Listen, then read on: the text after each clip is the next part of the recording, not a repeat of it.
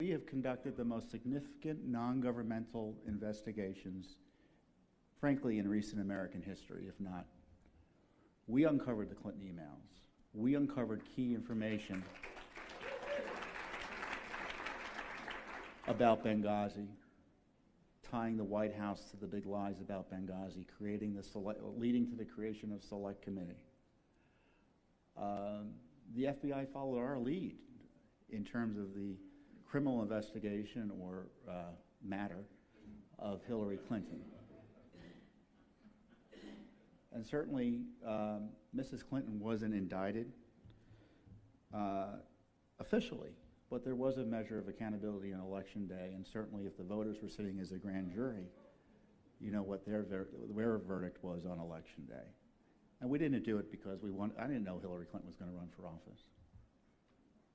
But we did it because we had a right to these records under the law, and Mrs. Clinton thought she was above the law.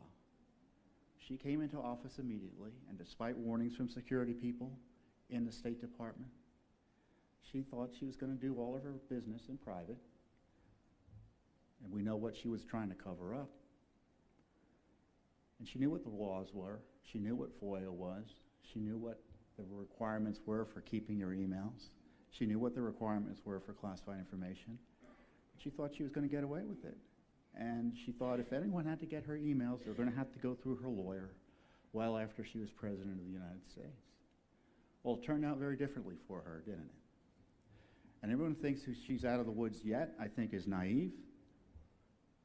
I think the reason she's not out of the woods yet is the vociferous attacks on the president. It shows you that they are very nervous that if things settled down and the law enforcement focus became regular, someone like Hillary Clinton would still be facing significant criminal liability. And so the reaction to the loss, you know, the criminal class in many ways lost on Election Day last year.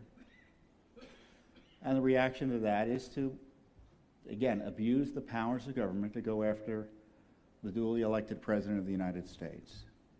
So they created what I call the unicorn theory of the election, that the Russians somehow hacked the election and Donald Trump was in collusion with the Russians, ignoring the fact that the only specific information we had about foreign money going into someone's personal coffers was related to Mrs. Clinton, for which she still needs investigation.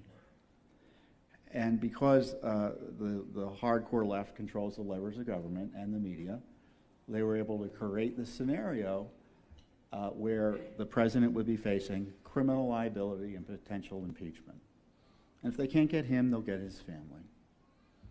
And believe me, if we thought a president Republican had done anything wrong, we'd be first out of the gate saying, hey, there needs to be an investigation, there needs to be an independent investigation, there should be consideration of impeachment, congressional hearings and such. But it's obvious nothing went on. It's obvious. So we're facing this crisis where they're breaking the rules, illegally leaking.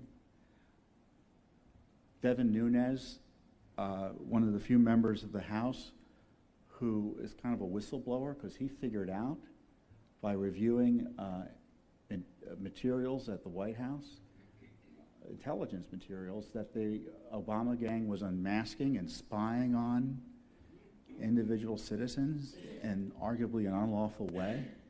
And of course, they were leaking classified information and violating the privacy of those citizens. So does anyone think that a president who would allow his IRS to target his political enemies and suppress an entire political movement against him would think twice about using the intelligence apparatus to spy on these same individuals and people? And political opposition both in his party and outside his party? Of course not.